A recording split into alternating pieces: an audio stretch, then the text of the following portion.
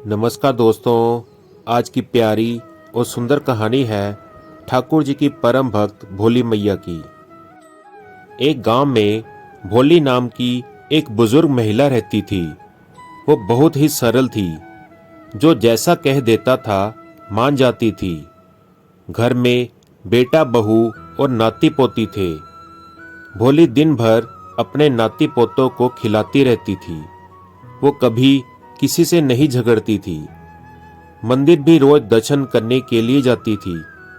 जब सब पूछते कि भोली, मंदिर जाने से क्या मिलता है, तो भोली झट से कहती, मुझे तो ठाकुर जी रोज मिलते हैं। ये सुनकर सब ठहाके मार के हंसते और भोली का मजाक उड़ाते थे। भोली किसी का बुरा नहीं मानती थी, हमेशा खुश रहती थी। एक बार गांव के मंदिर के पुजारी को किसी काम से बाहर जाना था। उन्होंने भोली से कहा कि माई, ठाकुर जी से मिलने तो रोज आती हो, 2 दिन पूजा करो और भोजन बनाकर उनको खिलाओ। हमें जरूरी काम से बाहर जाना है। 2 दिन मंदिर में ही रहना अपने ठाकुर जी के साथ। भोली मान गई। बोली, ठीक है, जैसा बनेगा वैसा खिला देंगे। 2 दिन ही की तो बात है। ठाकुर जी की बात थी तो भोली कैसे मना करती। रोज मिलने भी तो जाती थी। भोली भगवान को मूर्ति नहीं, इंसान की तरह समझती थी। हमेशा पुजारी जी से कहती थी कि आप बहुत काम करते हैं। भगवान को रोज नहलाना, कपड़े पहनाना और फिर बनाकर खिलाना। भगवान से कह दो कि अपना काम खुद करें, दिन भर सजे बैठे रहते हैं। पुजारी जी जानते थे कि ये तो भोली है, इसको कैसे समझाया जाए। पुजारी जी भी हंसकर रह जाते थे। पुजारी जी भोली को मंदिर की जिम्मेदारी सौंपकर चले गए। अगले दिन सुबह भोली ने बाल्टी में पानी भरा और बोली कि ठाकुर जी जल्दी आओ और अपने आप नहा लो। ठाकुर जी ने भी आकर स्नान कर लिया। फिर बोली कि अब कपड़े पहनो जल्दी से, और ये चंदन रखा है, इसे लगाओ और तैयार हो जाओ। ठाकुर जी ने सब काम स्वयं ही कर लिया।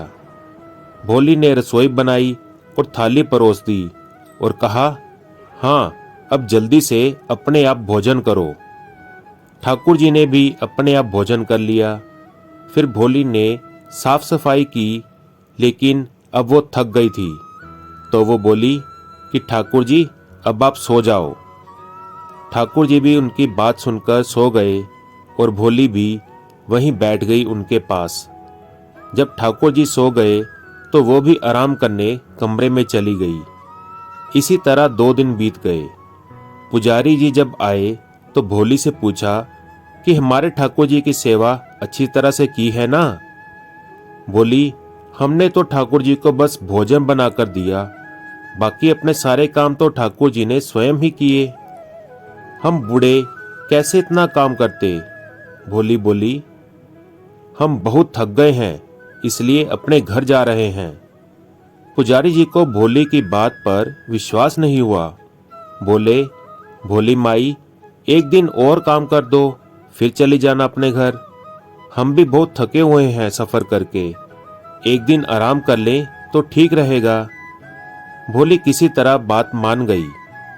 भोली फिर वैसे ही ठाकुर जी को बुलाने लगी जैसे पहले बुलाया था। पुजारी जी छुपकर ये सब देख रहे थे।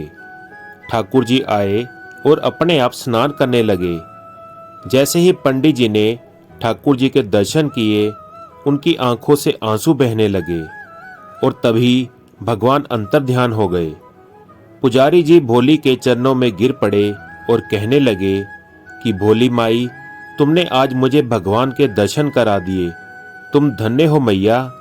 मैंने इतनी सेवा की, परंतु विश्वास की कमी थी। आज मेरी आंखें खोल दी। ऐसी है भोली मैया की कहानी।